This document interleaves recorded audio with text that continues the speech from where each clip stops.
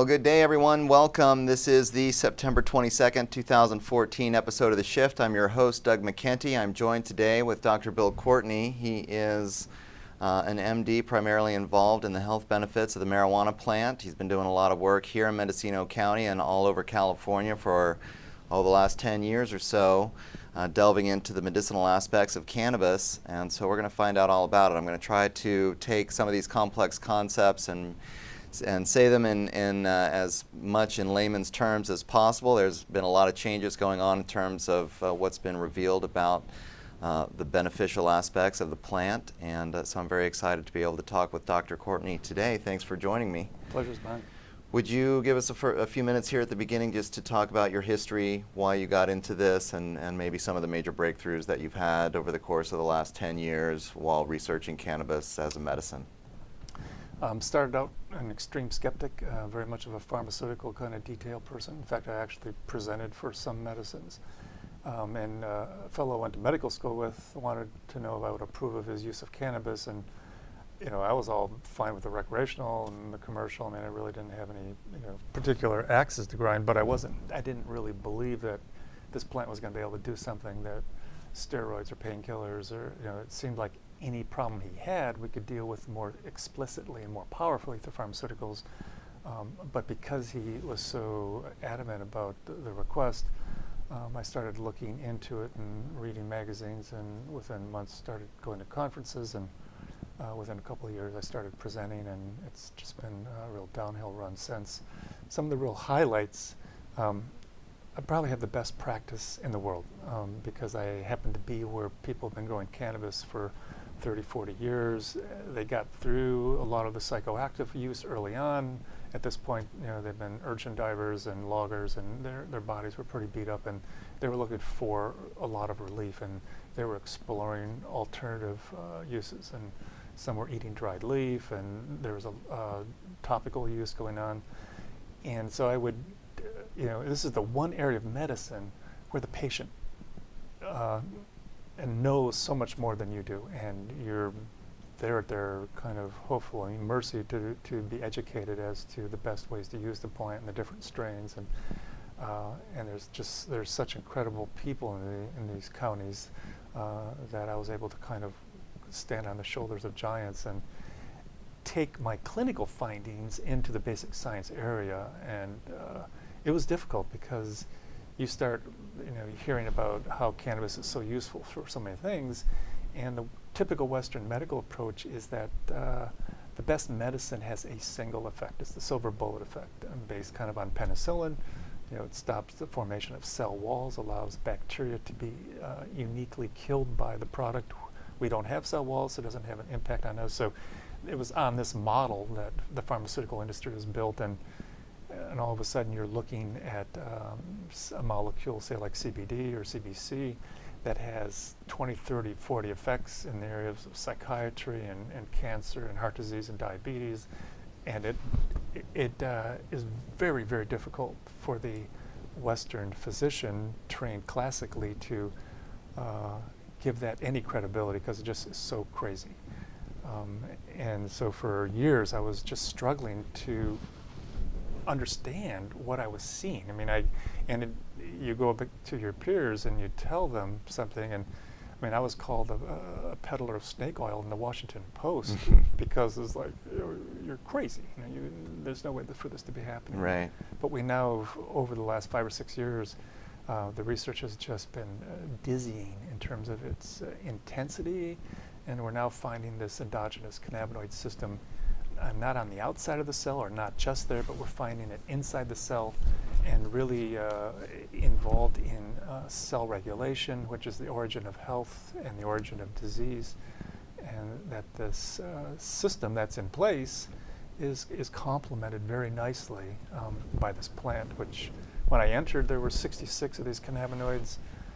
As of this last June at the 22nd annual International Cannabinoid Research Society, we went from 104 when we started to 150 5 days later, and I doubt that we're actually done identifying these 20 carbon, 21 carbon cannabinoids that are one element. There are other chemical molecules that are very critically important and synergistic.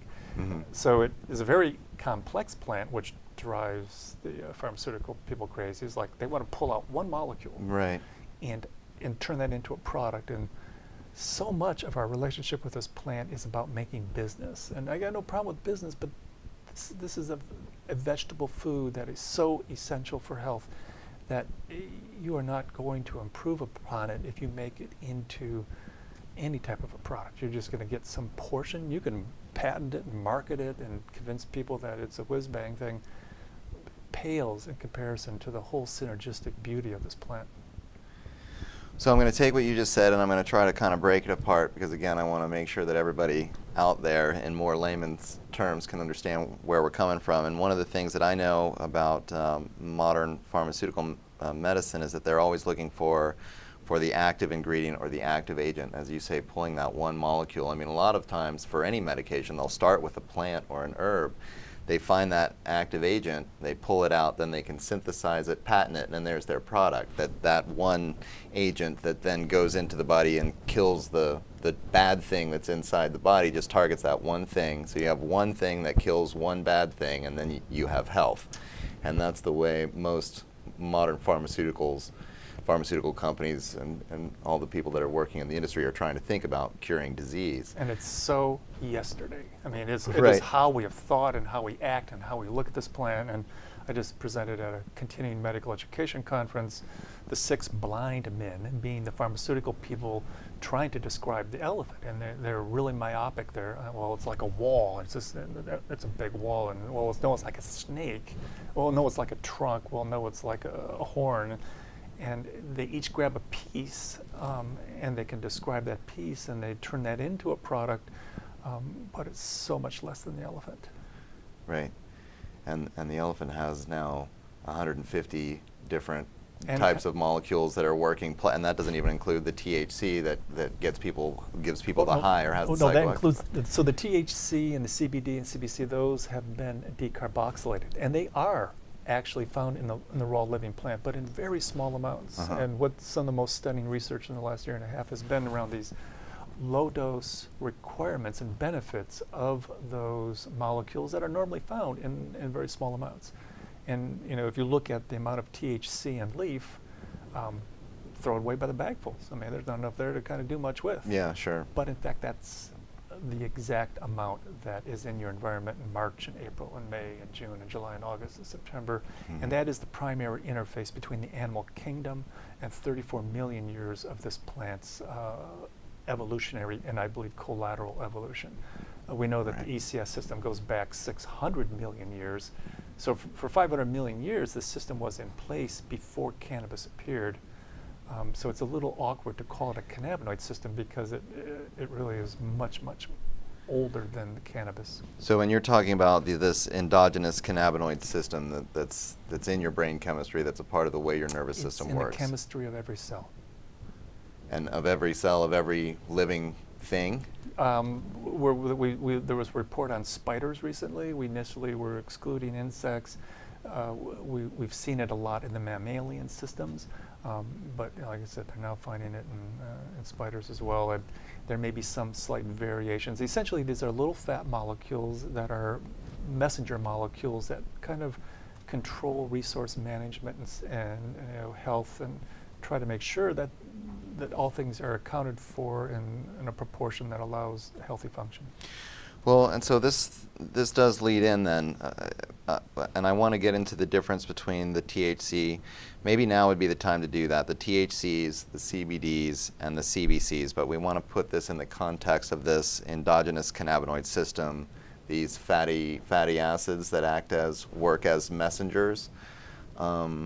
So do you want to start with the system first, or do you want to start with the different kinds of molecules first? I think the systems gives us a framework, Okay. because the endogenous cannabinoid system, we're now up to 3 kind of well-known receptors. The first, cannabinoid binding, the second, cannabinoid binding, and as of 2010, GPR55, which I immediately called to be recognized as the third cannabinoid binding receptor. But they kind of declined because Ruth Ross out of Aberdeen Scotland was the one who reported that CBD acid and CBG acid had a strong effect at what had been called the orphan receptor. So GPR55, for years, we didn't know what would really bind there until she tested these acid molecules. And the problem with the acids is they're probably most effectively an element of the living plant, that at room temperature, the acids begin to break down, and then THC acid turns into THC, which is the psychoactive component. CBD acid turns into CBD.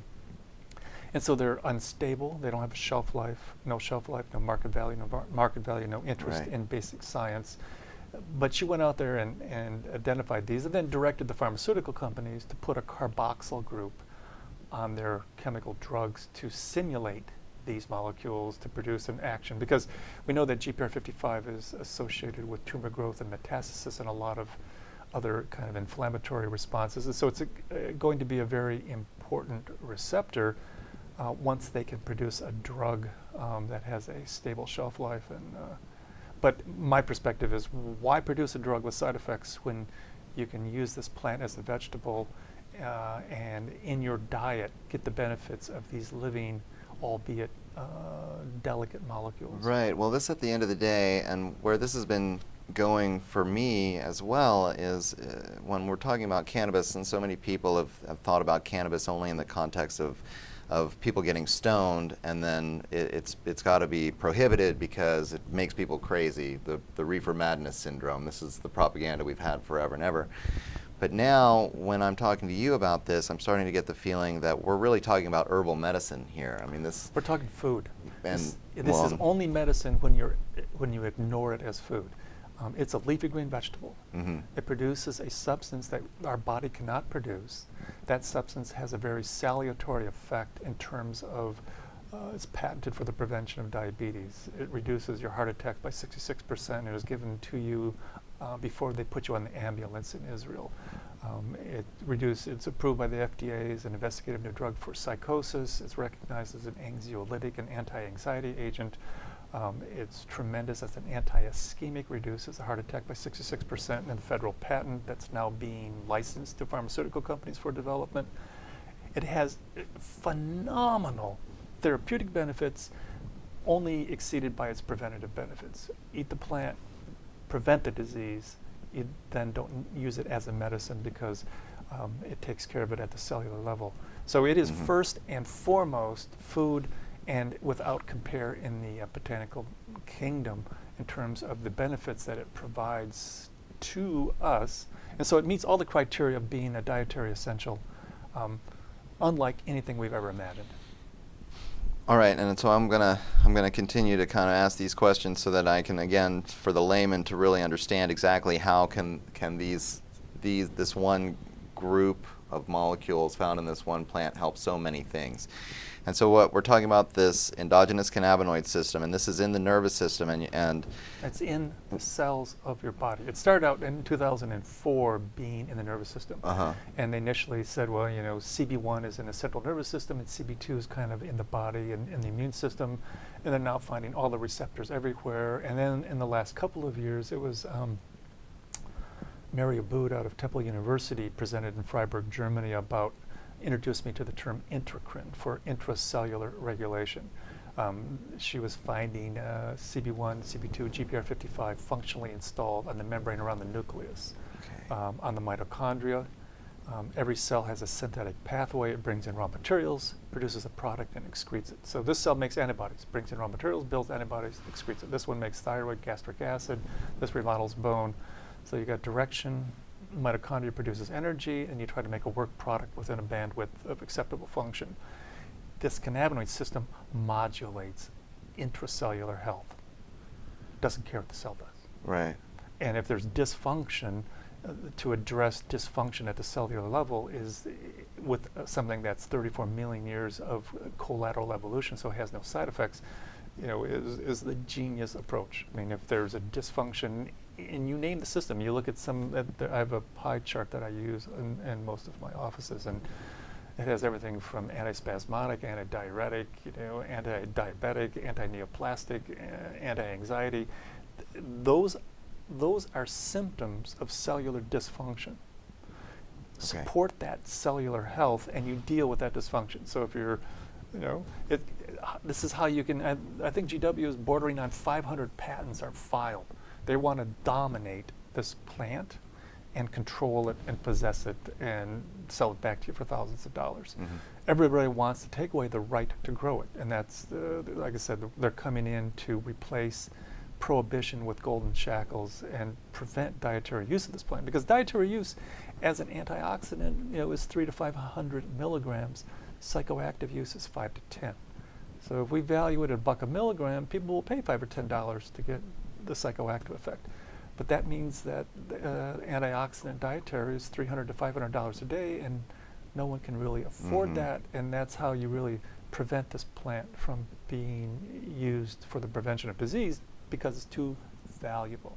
And that's really, the National Drug Court came out and said that raw cannabis is bad, and so I guess I've been pounding on the drum long enough that they're now lumping non-psychoactive antioxidant as bad somehow, but that's in the agendas of the drug court.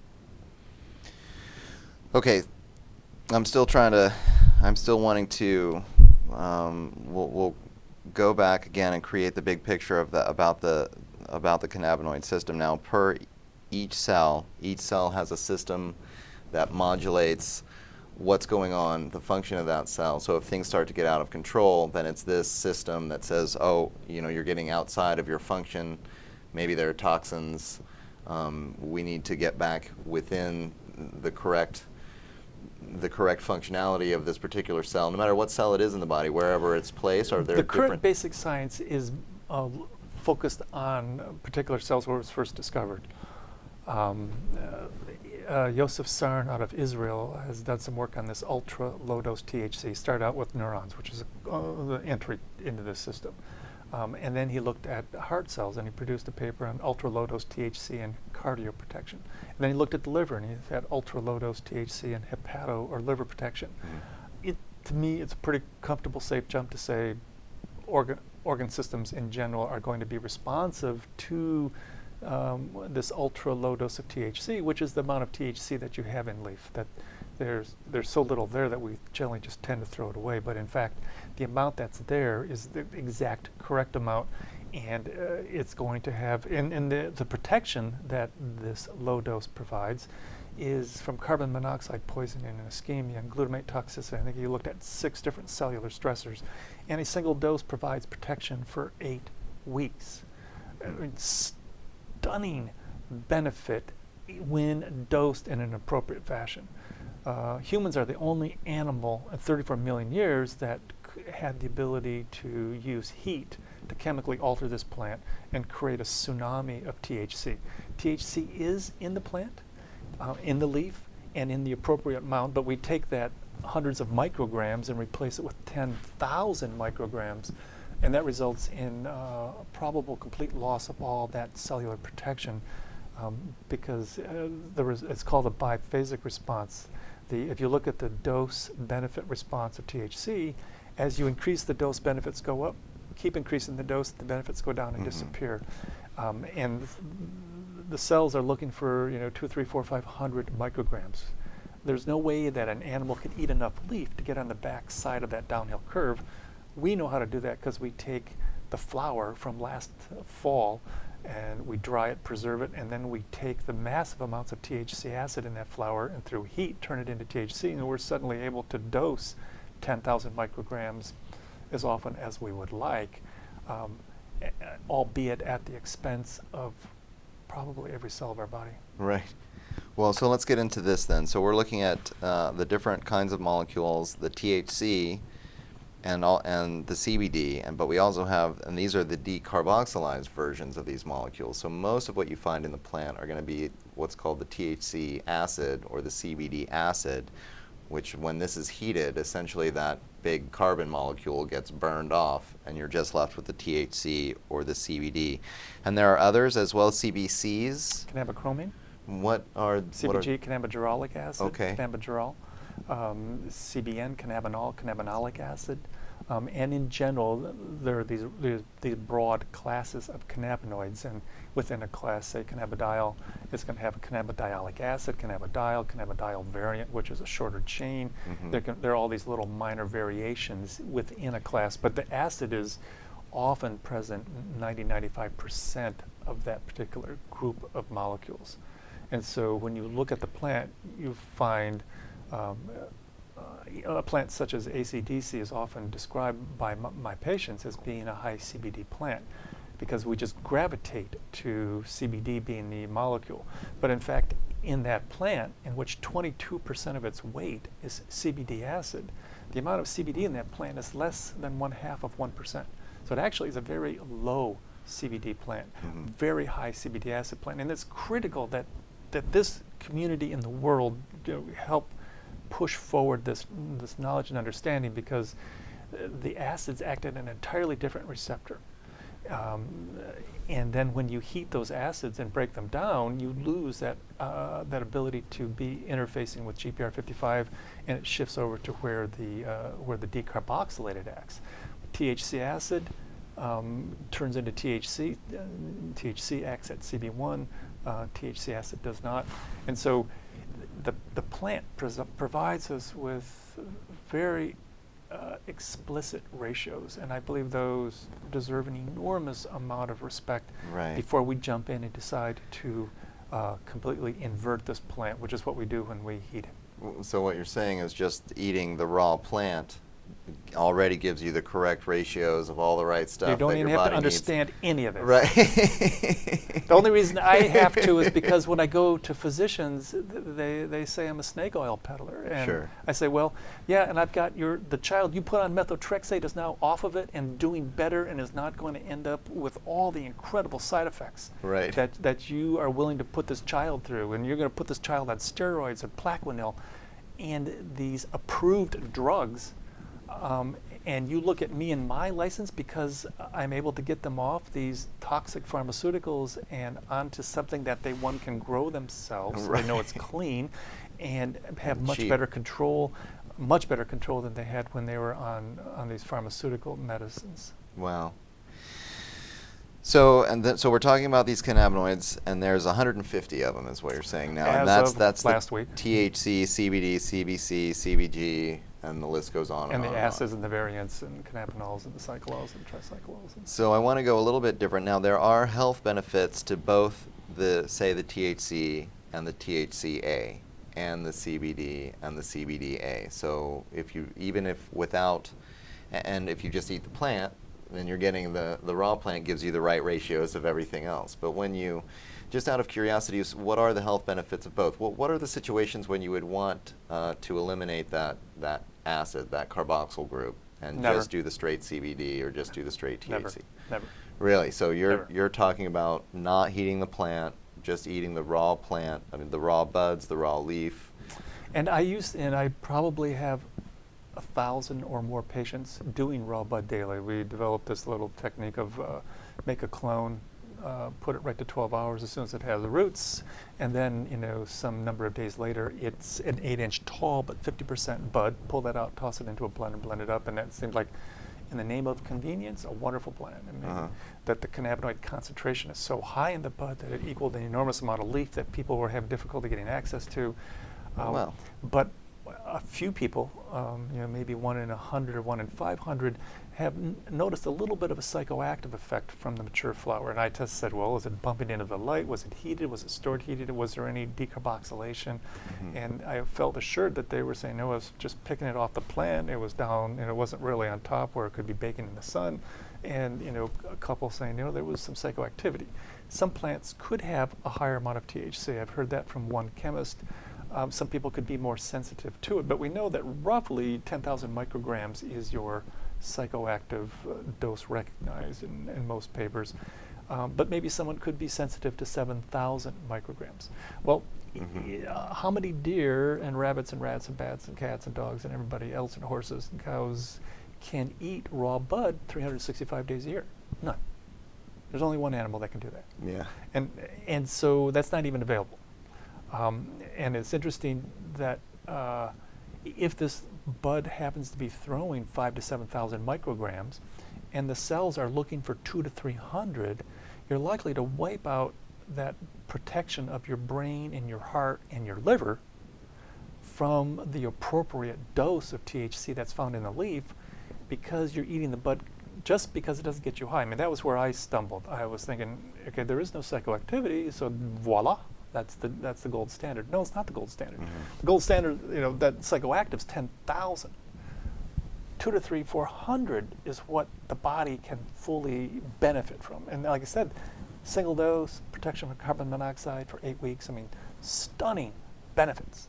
And we want to be very careful we don't throw all that under the bus just because we're not getting high and thinking that's where the bright line is. The bright line is humility,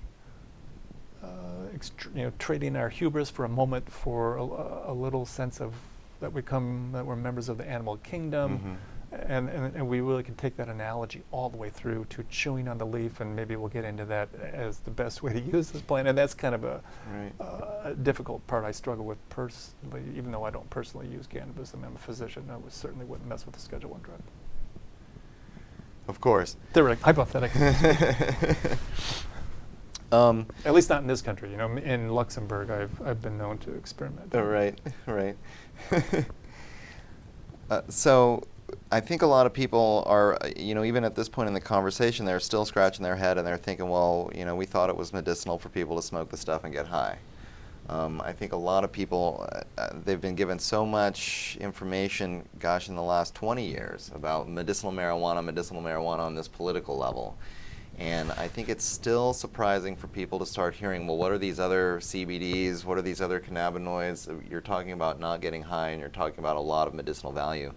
So, and I want to just allow or let everybody know about cannabisinternational.org. This is the website where you can check out Dr. Courtney's information, and you have that pie chart on the website there on the homepage I saw. And it's showing all the variety of the different cannabinoids and then what they That's can... 7 of 150. Right.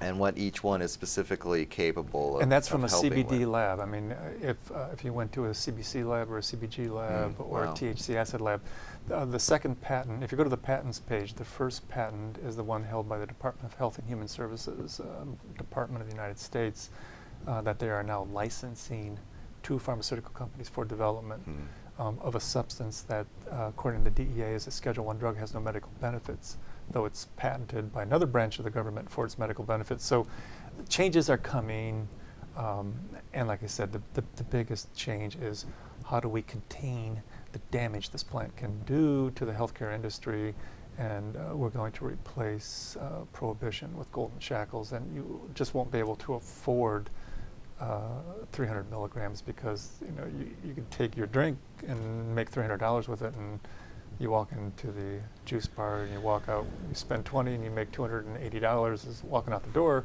You can't allow that in the business world. Right, but all of this is still sort of geared towards thinking of marijuana as a plant that just gets you high, instead of thinking of all of these other health benefits to the leaf and the CBDs and the other things that you can take at higher doses that then result in these positive health benefits. That was a slip, but as a psychiatrist, we'll just identify that as a Freudian slip. So CBD is something that we've turned into a product. There may be 10, 11,000 articles on CBD. The gas chromatograph heats the sample before it injects it into the mass spectrometer. Right. And so it destroys all the acids. So it takes CBD acid, turns it into CBD, and then we analyze the plant and say, wow, that's a high CBD plant.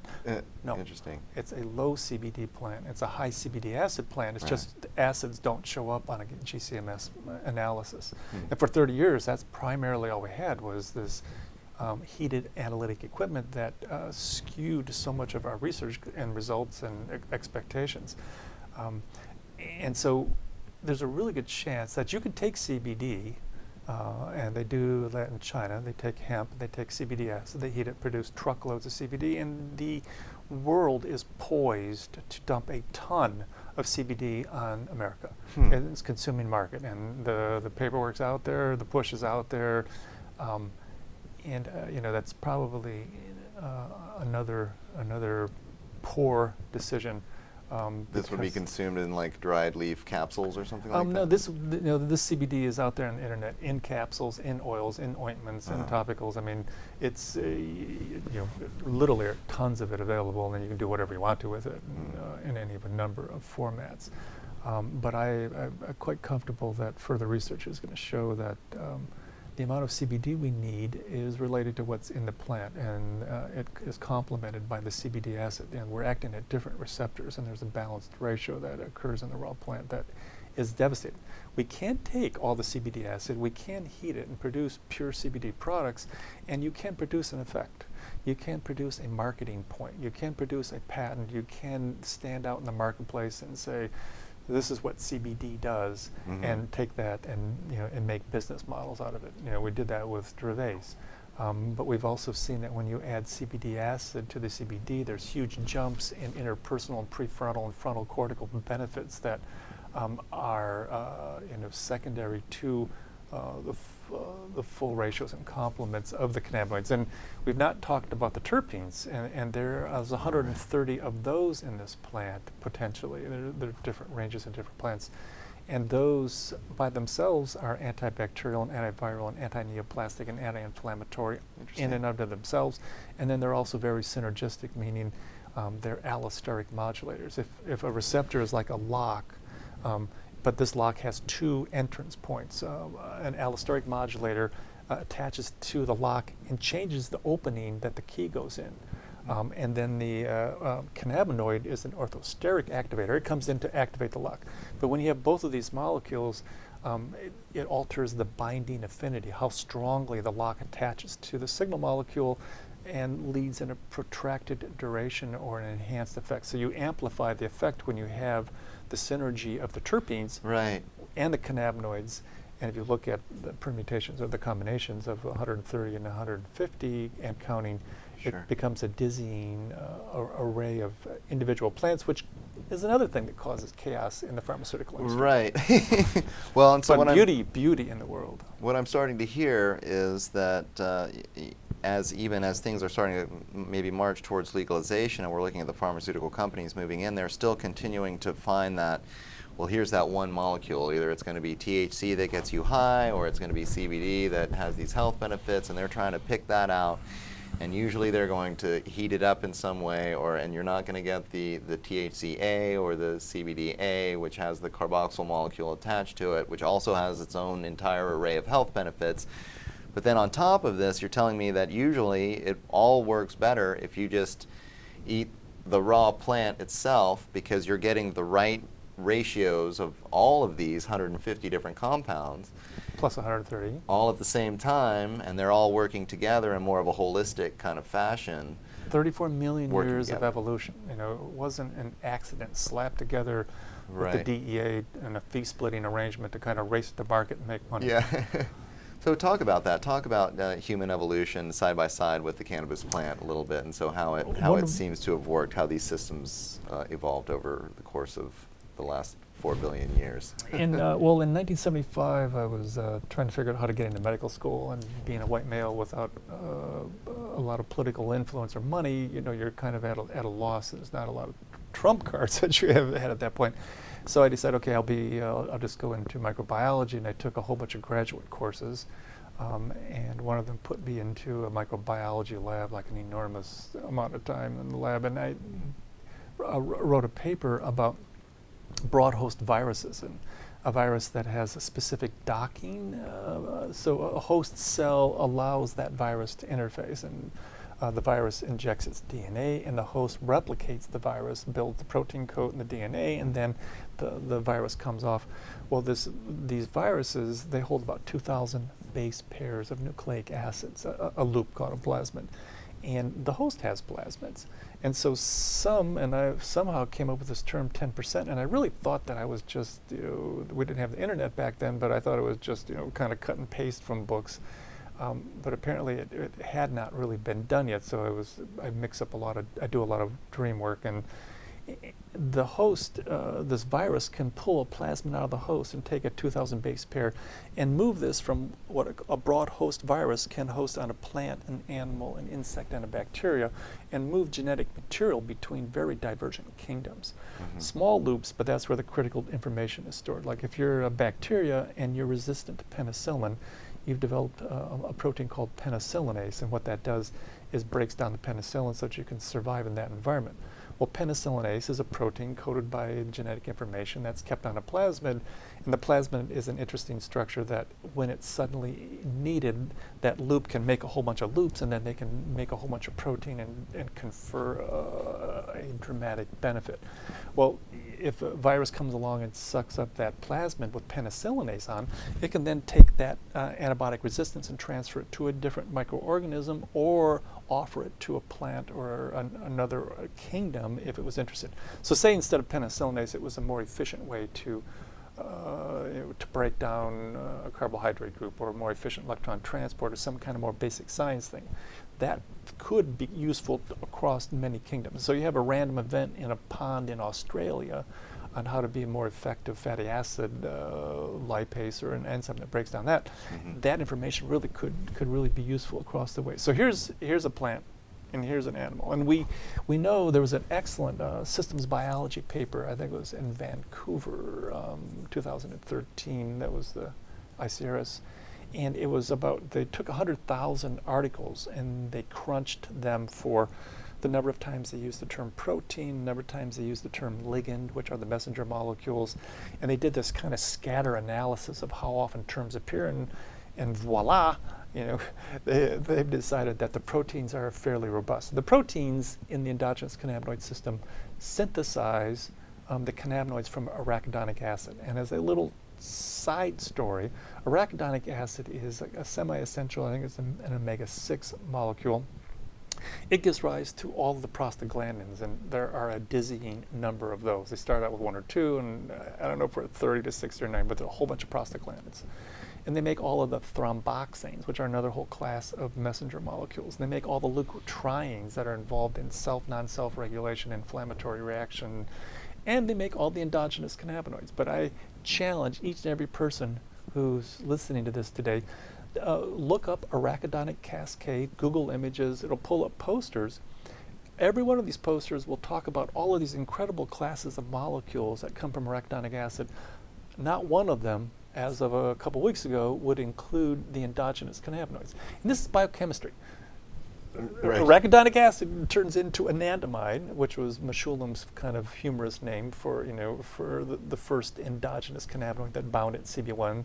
So I mean, he labeled THC. He found the receptor. He goes, well, the body must make a molecule. He discovered anandamide. We've since digressed, and we now call them 2-acylglycerin palmitoyl ether, and we got back to chemical names for the cannabinoids that humans produce. But when they're imported back into the cell and when they're degraded, they recreate arachidonic acid.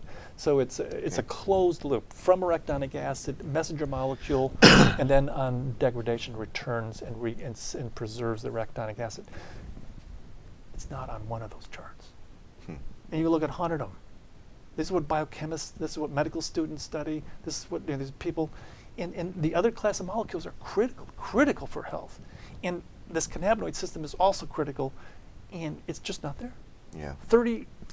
It's like biochemistry for 3 decades. Well, and you think this is just for political reasons? People just don't want to talk about cannabis or cannabinoids, or? Well, it certainly is not for intellectual reasons. Yeah.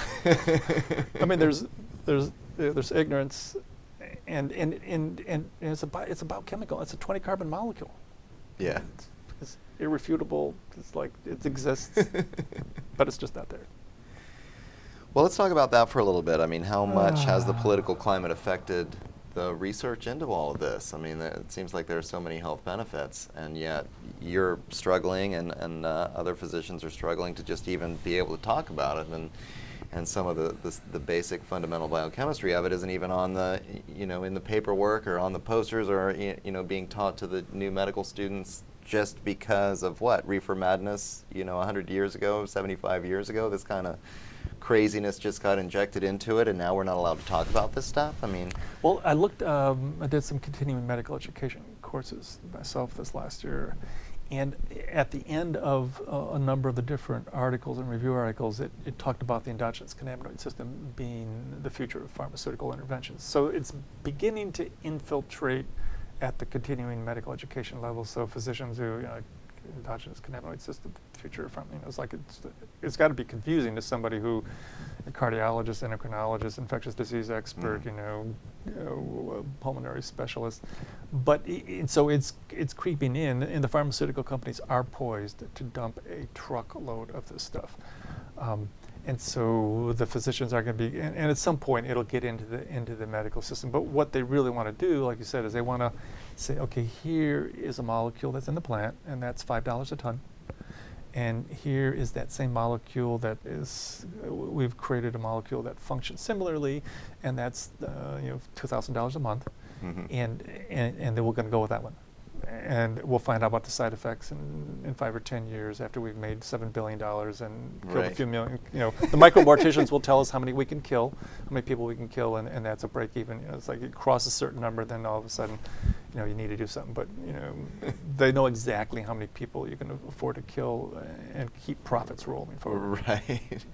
I know the modern pharmaceutical industry, and that another thing that we're talking about, just because of the wide variety of the things that this can affect, and I want you to get to some of your patients and some of the remarkable healing effects that you've actually witnessed, just given some specific case studies.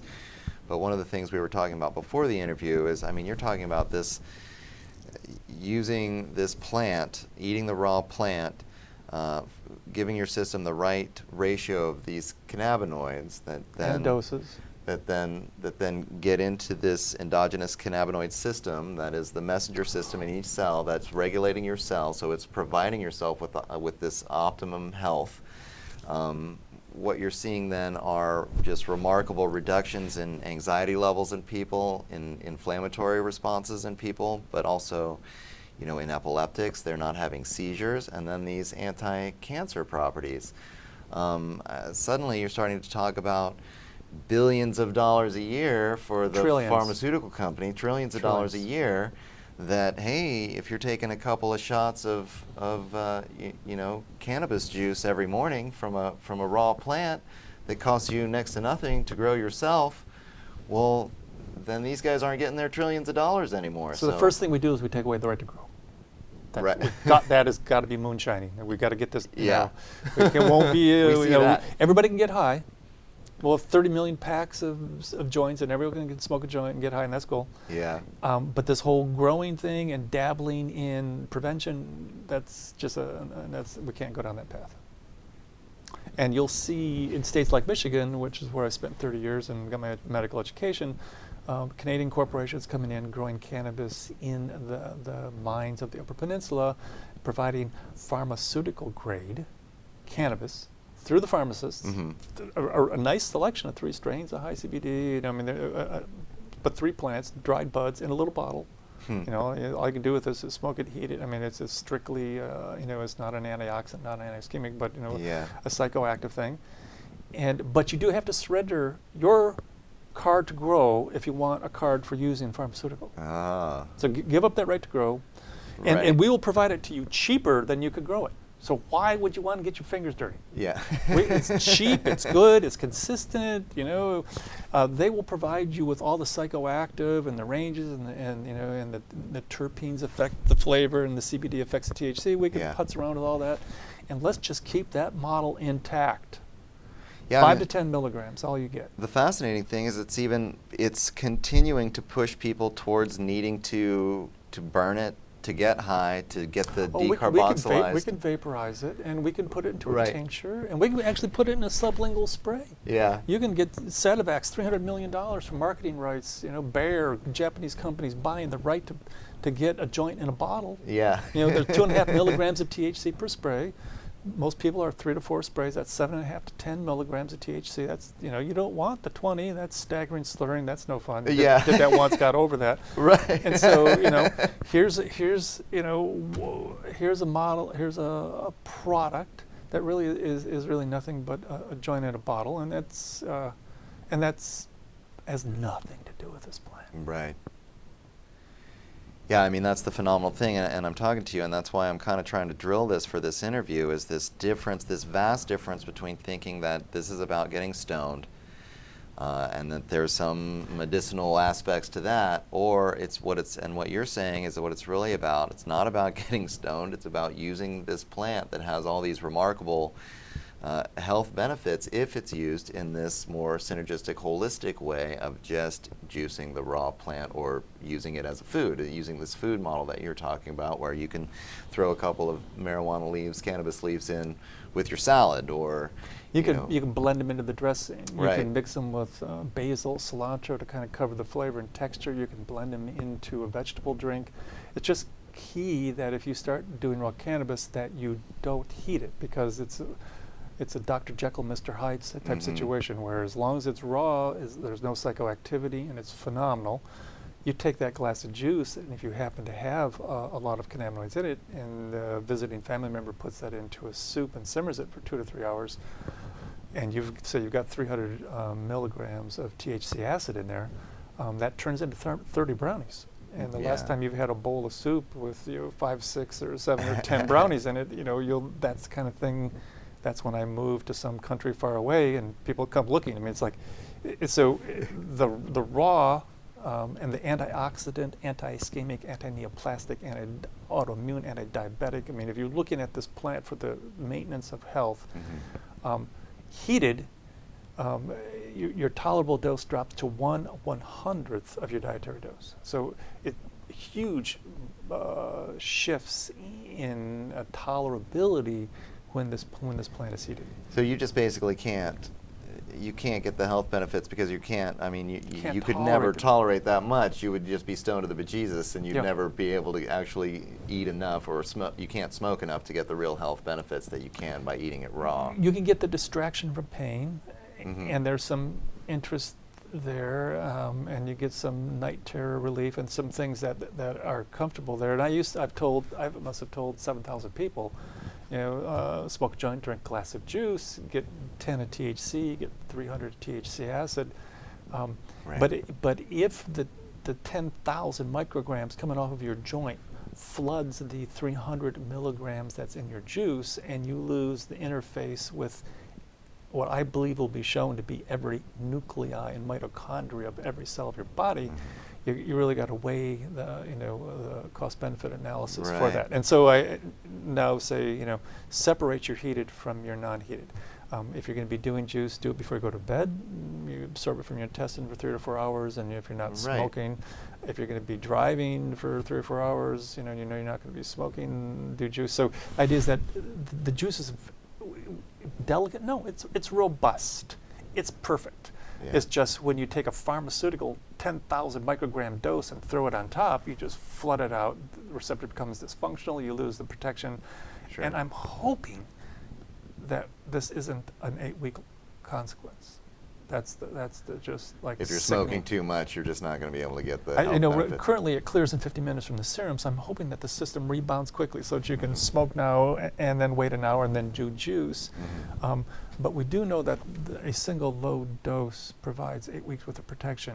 If a ultra high dose causes a dysfunctional relationship for 8 weeks, then we really got to face what we're doing. Right. Then people are going to have to quit smoking and just start. Well, drinking or juice. At least you know what you're throwing under the bus. Yeah. And then it becomes an really informed decision. Then okay, here's the knowledge. I mean, I'm willing to trash out 70 trillion cells because I just want to get high, and that becomes a decision that you can make.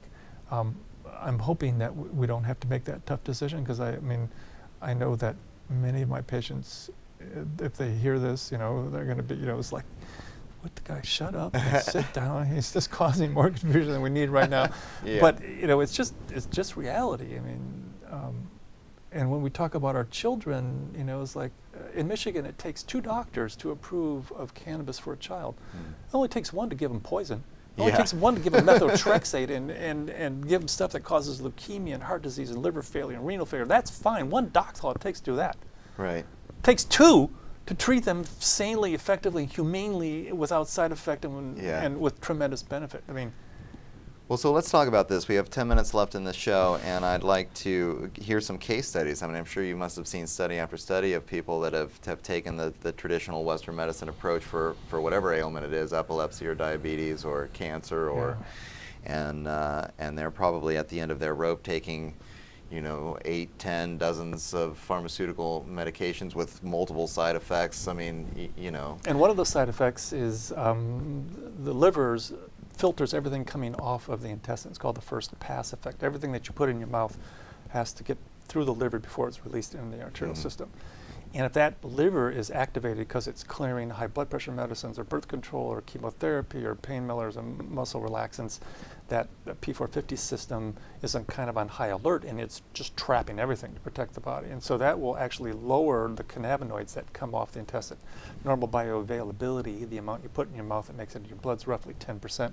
That can drop pretty dramatically. And so people that are sick can require significant more just because they have to punch through that guarded liver in order to get a serum level. And we don't have serum levels, and I've been trying to work on developing serum levels so we can say, okay, here's a child that's been in chemotherapy for a year, and this is a dose that maybe worked for normal prevention, but if we give that to that child, they're only getting a serum level that's 25% of what it should be, and so we really need to double up, triple up, or quadruple the dose to get a serum level that's functional on the backside. And so we need studies to kind of guide dietary dosing, because we have that, and I call vitamin F cannabinoids. Vitamin F was the omega-3 and omega-6s in the 1920s. They took those two fatty acids and created the term essential fatty acids for the omega-3 and omega-6. So vitamin F is kind of a shell term, so I've just decided to adopt it. And I put the cannabinoid acids and the cannabinoids and the terpenes. I put the whole plant under vitamin F.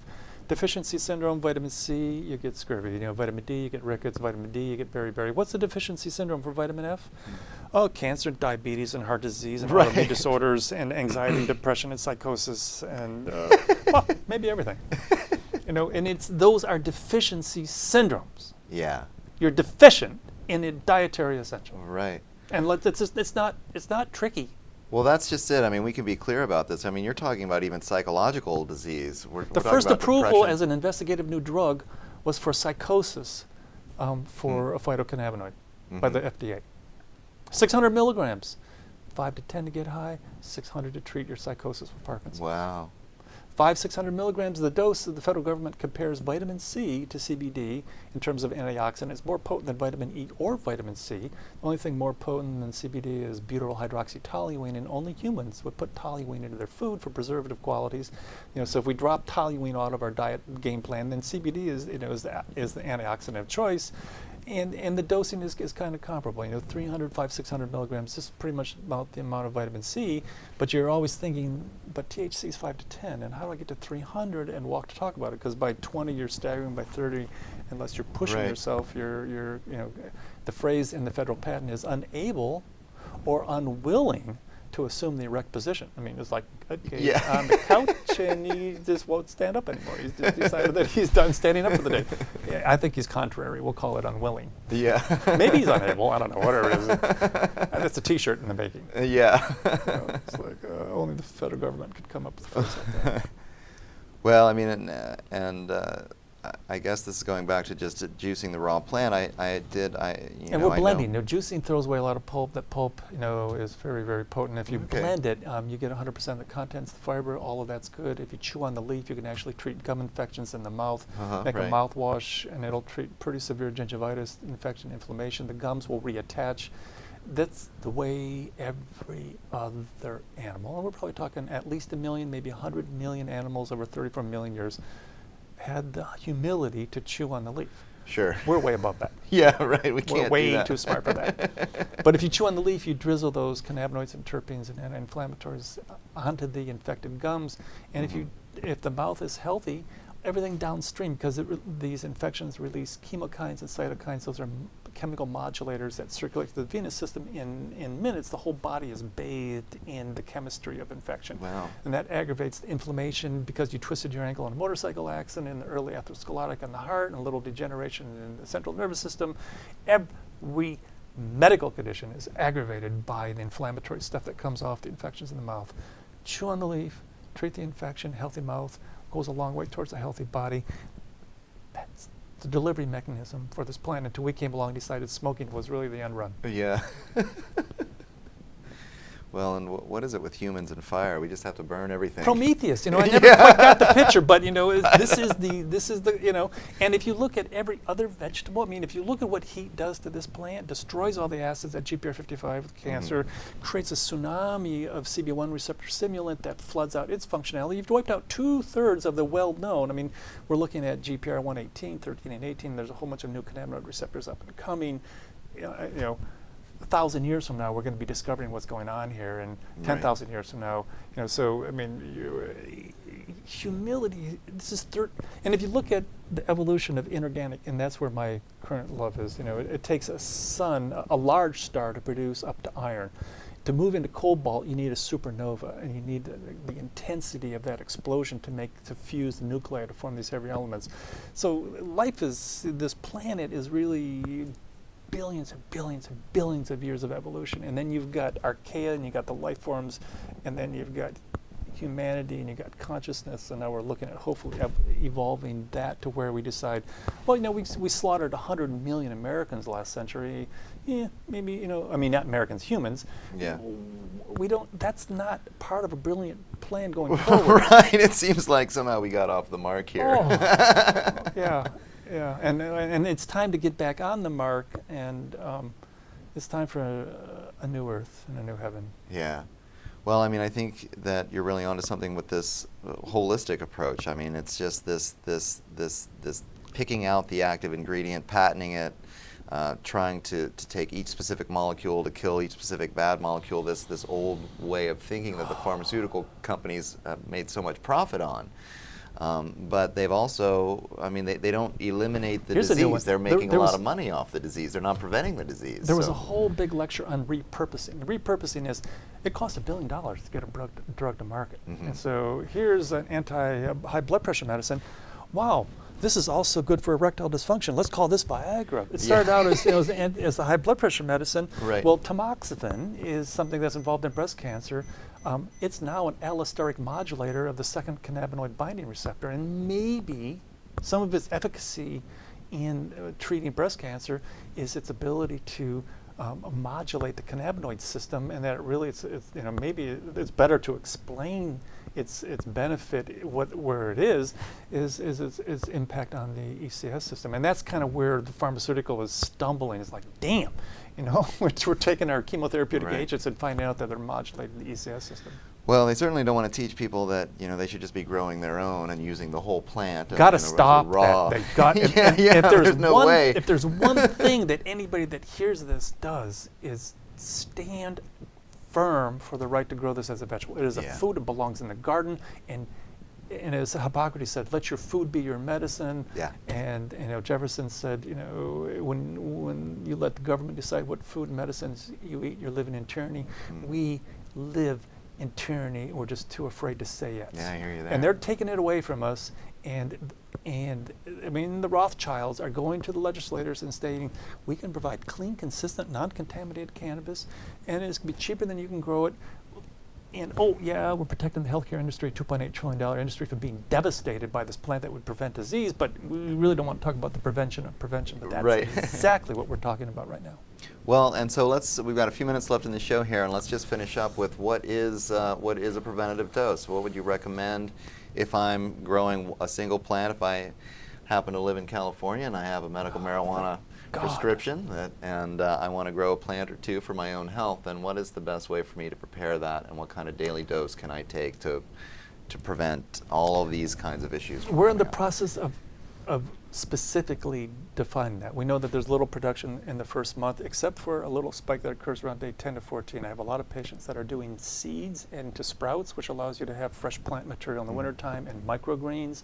You can just take the seeds, grow them up. I had one fellow was taking 25 of those little 2-inch plants, making a slurry, treated his gingival infection, and his 4 to 5 millimeter pockets turned into 1 to 2 millimeter pockets when he was going to do a mouthwash. And that led me to, okay, let's get back to chewing on the leaf. And there's a researcher in Milan, Italy, that I ran into at this last conference, and he's the only person in the world that I've run into who cares as much about this plant as I do. And he's maybe 10, 20 years older than me, but it's like, it's so nice to run into someone that you can, say, yeah, here, you pick up part of this cross and we drag this thing a little bit further. I mean, he's developed techniques for looking at the raw plant because it's more difficult to look at it in terms of really analyzing it. These cannabinoid acids are not water soluble. If you pull a little aliquot off the middle of a juice, there's nothing there. Why is it not there? Because the juice is saturated. These are water insoluble molecules, and the cannabinoid acids, once the water's saturated, are physically barred from being in the juice. Yeah. Well, where do they go? They're at the sludge at the bottom, which we throw away, and the foam at the top that we scrape off, and stuck to the glass walls that we wash out. Right. You lick the glass, eat the foam, and do the sludge, and throw the juice out. But, yeah. Or put in fat content. Put in some whole milk, coconut milk. Right, because hemp it's milk. soluble in the fat. Yeah, these fat micelles it dissolves in there, distributes, and then suddenly what you're looking for gets back into the juices. Okay. So, but if you're chewing on the leaf, you can once again ignore all of the things Right, that your saliva gets the job done. Yeah, it gets done, and it takes care of the infections in your mouth, and you're off to it's a wonderful thing when you the less you do, the better. And Right. but it's so hard for us because we're human. You want to get more bang. Yeah, exactly, or you want, or we want to lay down thought, and I've all of my offices are religious land use and incarcerated persons protected property. I'm big in the Native American church and their indigeneity. We're all indigenous to this planet, and we really need to care for this planet in a way that that it will be around for 5 or 1,000 or 100,000 years. And Yeah. there's got to be a big shift in how we take care of the planet and respect the planet. And the Native American, the Earth is their temple, and the whole thing is, And if you see 15 billion years of evolution underfoot when you're walking, and they're saying now, don't wash the dirt off your carrot. A little bit of dirt gives you the microbiota that's part of life. It's like, scrape the brown off of rice. We eat white rice. We get rid of the bran with wheat, and we eat white bread. And and with cannabis, we throw away the leaf and we smoke the bud. And it's just. And the Tuscarora, we're hemp gatherers, Native American group that had been doing this for a long time, and a very close friend of mine, whom I will not give his name on this program because it could horrify him, but he feels that the cannabis came over with MNR, with the from the Middle East, 600, 700 BC, and came into Panama and migrated up the eastern seaboard. And so we're trying to track down, maybe some of the migration of the plant into this, as it formed the basis of Native American rights. And well, very cool. I think we're going to have to end this program on that one, because that could be a topic for a whole other show, and I hope we do get a chance to do it again sometime in the future, but I'm really glad that I had an opportunity to meet up. I've been speaking with Dr. Bill Courtney. If you want more information, please check out cannabisinternational.org. You can catch up with his most recent work there.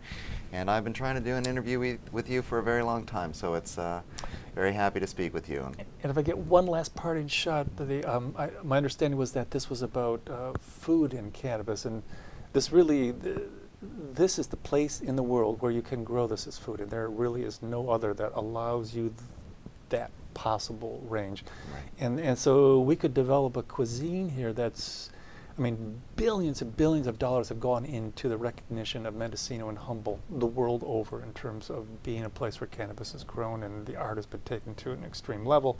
And if we can consolidate that with raw cannabis being something that's in the food deliciously and pleasantly, and that's the art of cannabis, is that you can blend it into dressings, you can blend it into pestos, and as long as you're cognizant that you don't want to reheat the pesto and activate the THC. This heat thing has to be thoroughly understood when we're doing doses 100 times in excess of what would be psychologically tolerated. So if we can keep this raw, and that really probably applies to the rest of the botanical kingdom, this really should be a place where people come from all over the world to learn that cannabis can be deliciously integrated into our food and give us these phenomenal benefits that we now see integrated at the most fundamental levels of cellular physiology. All right, very good. And thanks for the conversation, Dr. Bill Courtney. Pleasure's mine. And thank you all for watching this episode of The Shift right here on Mendocino TV. It's been a pleasure. Stay tuned. Next time, I've got a few interviews coming up, one with Jeff Clements I believe, and I think we're going to do Paul Cienfuegos again. We'll be talking Community Rights Network coming up very shortly on the shift. So thanks again, and thanks again for this episode talking about raw cannabis. Right here, I've been your host, Doug McKenty, speaking again with Dr. Bill Courtney, and I hope we do it again soon. Take care.